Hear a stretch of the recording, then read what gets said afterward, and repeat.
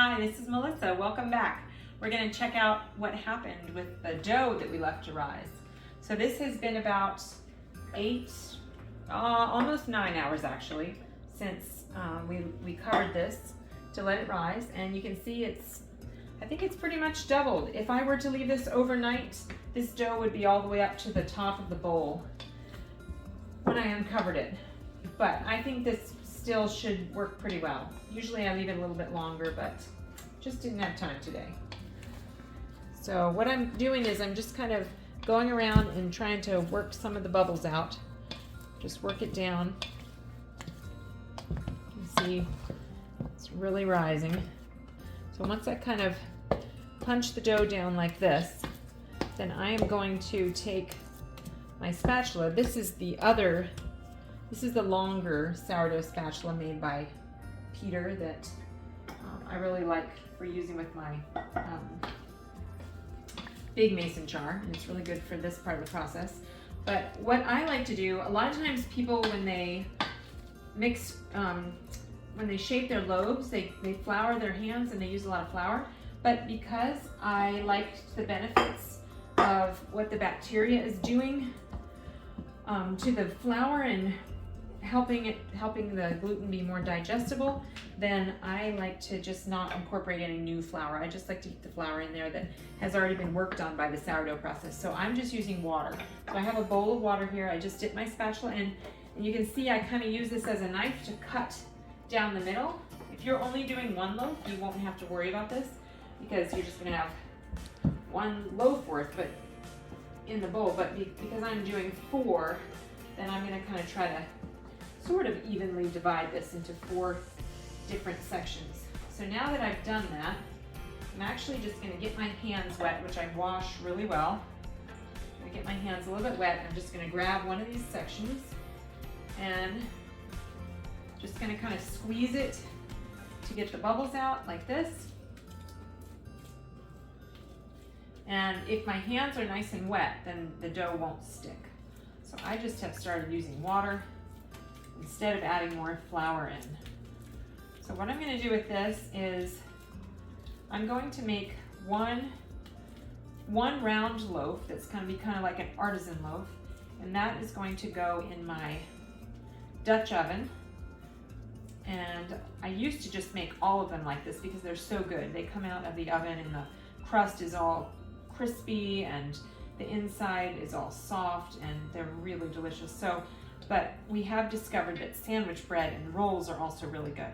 So what I'm going to do with this one, actually I'm just going to make this one my sandwich loaf. I'm just kind of tucking it in underneath and just rolling the top part under like this.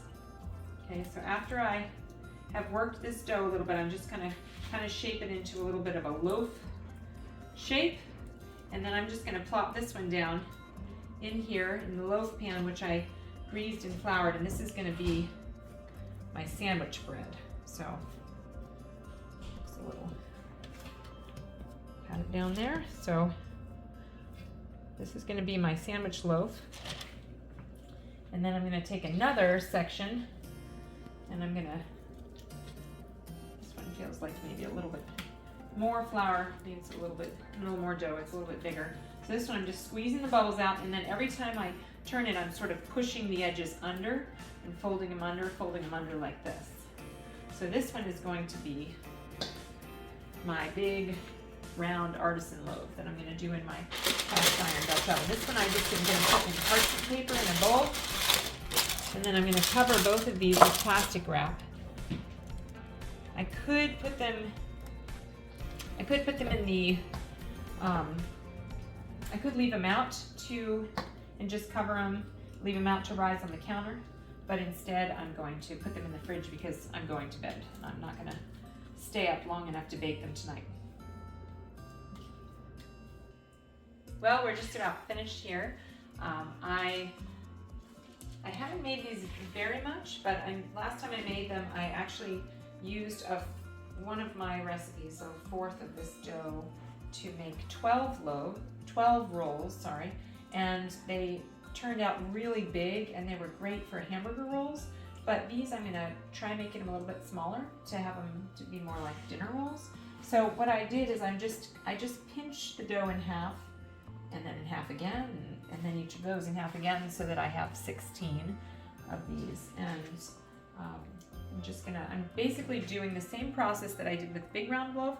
I'm just squeezing the bubbles out and then just turning it under with my fingers, continually turning it under until I have a little bit of a ball shape here. And you don't have to flatten them out because they'll rise nicely. Okay, so now that I'm done with that, I'm just gonna cover all of this with plastic wrap. And if you wanted to let this out, the last time I did it, I let it sit out on the counter for about 3 hours. I think typically you'd let it rise anywhere from 4 to 6 hours, but with my starter, it just rises really quickly. So I do about 3 hours of rising.